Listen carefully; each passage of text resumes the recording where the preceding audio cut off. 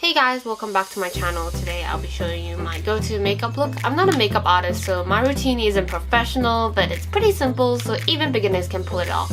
Hello to my bare face. So before we jump into makeup, I wanted to mention the skincare step that has upped my makeup game. It's the COSRX One Step Moisture Up Pad. Inside there's these cotton pads soaked in a hydrating toner. The pad has two sides, the bumpy side and the smooth side.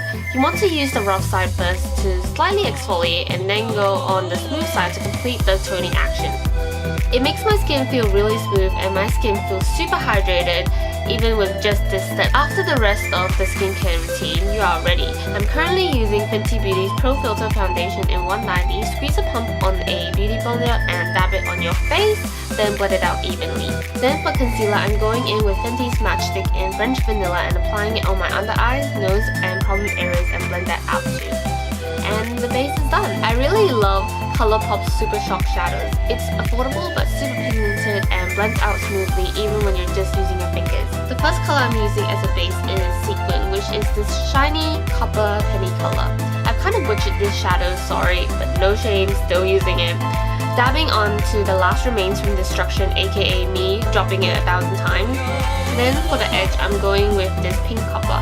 I realized that not using a mirror and relying on the viewfinder was not going to work. Then for the corners of my eyes, I dot it with Flipper, which is this light peach color, but when applied, it's quite translucent.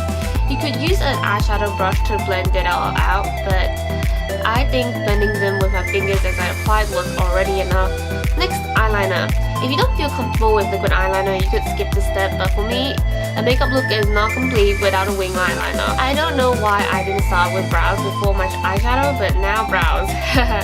I'm considered quite blessed with my brows, so I don't need to do much. I use the Face Shop's Designing Brow Pencil and just color it in and then blend it out with a spoolie on the other side.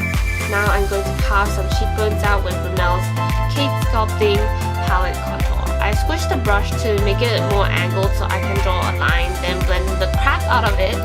I contoured my forehead and also the jaw as well.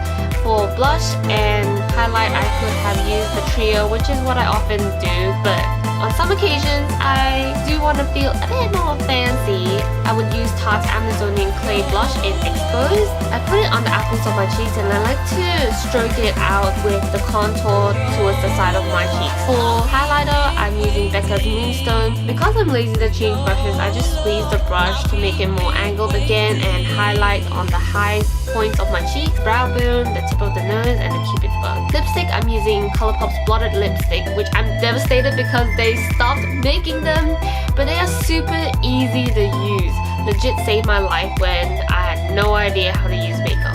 And that, my friends, is the complete look.